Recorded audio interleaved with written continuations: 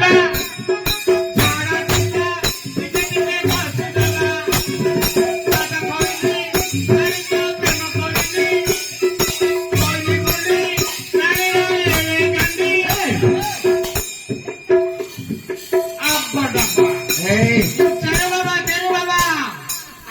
ভবিষ্যতে সব কথা জানে ষণ্ড চালতে দেখলে কইলি ମୁଁ ଛାଇ ଦେଖି ଜାଣିପାରେ ମୁଁ ତେରୁ ବାବା ଭବିଷ୍ୟତ ଆଗ ପଛ ସବୁ ଜାଣିପାରେ ମୁଁ ତେରୁ ବାବା ମନ୍ଦିରରୁ ଆଇଛି ହୁଡୁଡୁ ବାବା ତେରୁ ବାବା ହୁଡୁଡୁ ବାବା ତେରୁ ବାବା ନାଇଁ ହୁଡୁଡୁ ବାବା ତେରୁ ବାବା ଶୁଣିଲେ କଣ ହେଲା ଆପଣ କଣ ଚିତ୍କାର କରୁଛନ୍ତି? କଣ ହେଲା ମତେ ଘରକୁ ଡାକିବ ଷଣ୍ଢ ବାବା କୁଆଡେ ଯିବେ ବାବା ଏଇ ଆକୁ ଖାଇ ହବ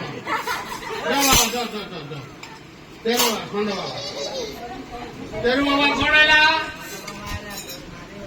ଆପଣ କଣ ଚିତ୍କାର କରୁଛନ୍ତି? ମୁଁ ଆଗତ ଭବିଷ୍ୟତ ସବୁ କଥା ଜାଣେ ଆଚ୍ଛା ଲୋକର ଛାଇ ଦେଖି ଜାଣିପାରେ ହଁ ଆପଣ କାହାର ଝିଅ କୋଉ କଲେଜରେ ପାଠ ପଢୁଛି କାହା ଘରେ କି ଚାଉଳ ରନ୍ଧା ହଉଛି କାହାର କଣ ସବୁ ଜଣା ପଡିଲା ଆପଣ ଭବିଷ୍ୟତ ବାଣୀ ମାନ ସବୁ ଜାଣିପାରିବେ। ଜାଣିପାରିବୁ ଆଚ୍ଛା ଆଉ କଣ କରୁଛନ୍ତି? ଆଉ ହାତ ଦେଖି ହେଲେ ଜାଣିପାରେ ଆଗ ପଛ ସବୁ ହେଲା ସମସ୍ତ କଥା ସେ ସବୁ ଜାଣିକି ଆଉ କଣ କରୁଛନ୍ତି ନା ଏତିକି? ତେରୁ ବାବା ଯାହା ଅର୍ଥ ହବ ଯାହା କଥା ଭାବୁଥିବ ତାହା ମୁଁ କହିପାରିବି ସମସ୍ତ କଥା କହିପାରୁଛନ୍ତି। ସବୁ କଥା ଆଚ୍ଛା କହିଲେ ମୁଁ କଣ କହିବାକୁ ଚାହୁଁଛି ଆପଣ ଆସନ ଅଳଙ୍କୃତ କରନ୍ତୁ ତାପରେ କହିବେ। କହିବା ହଁ ବସ ହରି ଓମ୍ ତେରୁ ବାବା ହୁଡୁଡୁ ବାବା ମୁଁ ହୁଡୁଡୁ ବାବା ମହାରାଜ ଆପଣ 4 ଦିନ ତଳେ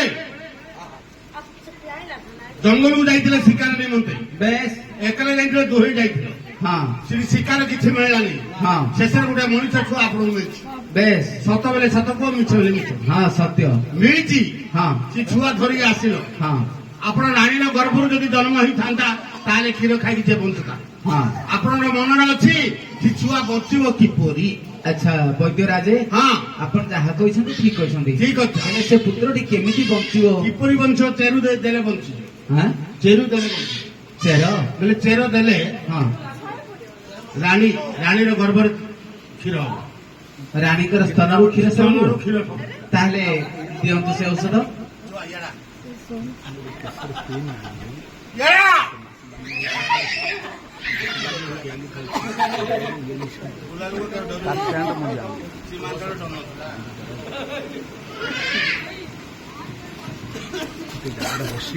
ମହାରାଜ ଏଇ ନିୟମ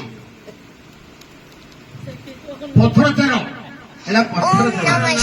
ପଥର ଚେର ଆଚ୍ଛା ୟାର ଅନୁପାନ ଆର ଅନୁପାନ 2ଟି ବଣେ ଆଠ ପକେଇବ ହଁ ଗୋଲମରିଚ ପକେଇ ଦବନି ନାଇଁ ନାଇଁ ଅଦା ଶୁଣ୍ଠି ପକେଇବ ହଁ କ୍ଷୀରରେ ଛେଚିବ ଯାହା ରସ ବାହାରିବ ତାର ମାନେ ରାଣୀର ସ୍ତନରେ ଘଷିବ ଅଧେ କ୍ଷୀର ବାହାରିବ ଅଧେ ମାନେ ଆପଣ କହୁଛନ୍ତି କଣ ସେ ପୁତ୍ର ବଞ୍ଚିବ କି ନାହିଁ? ଅଳ୍ପ ବଞ୍ଚ ମୁଁ ଆପଣଙ୍କୁ କଣ କହିଲି ଆପଣ ତାହେଲେ ଆପଣଙ୍କୁ କିଛି ଜଣା ନାହିଁ। ଜଣା ଆଜ୍ଞା ଯଦି ଜାଣିଛନ୍ତି ଏମିତି କାହିଁ ଦେଉଛନ୍ତି? କଣ ପାଇଁ ଦଉଛି ଜାଣିଛ ହଁ ଆପଣ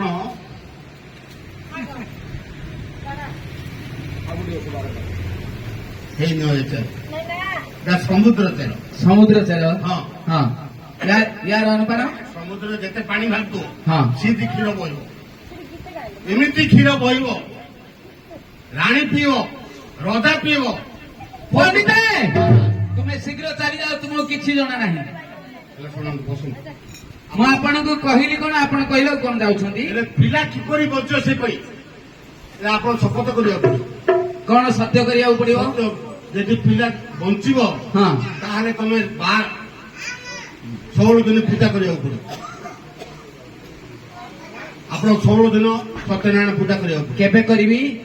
ପିଲାକୁ 12 ବର୍ଷ ଯଦି ହବ ତାହେଲେ ସତ୍ୟନାରାୟଣ ପୂଜା କରିବାକୁ ପଡିବ ଠିକ ଅଛି ଆପଣ ଯେତେବେଳେ ଔଷଧ ଦେବେ ଔଷଧ ସେବନ କଲା ପରେ ମହାରାଣୀଙ୍କ ସ୍ଥାନରୁ ଯେତେବେଳେ କ୍ଷୀର ସ୍ରବିବ ପୁତ୍ରଟି କ୍ଷୀର ପାନ କରି ଯେତେବେଳେ ବଡ ହେବ ପୁତ୍ରକୁ 12 ବର୍ଷ ହେଲେ ପ୍ରଭୁ ସତ୍ୟନାରାୟଣ ଦିନ ପରେ ଦିନ 16 ଦିନ 16 ହଁ ତାହେଲେ ଏ ଔଷଧ ନେଇ ମୁଁ ଚାଲିଯିବି। ଚାଲିଯିବ ଆହା ପିଲା ଯେତିକି କ୍ଷୀର ହବ ତାହେଲେ ପିଲା ଆରାମ ଆହା ଜୀବନ ଧନ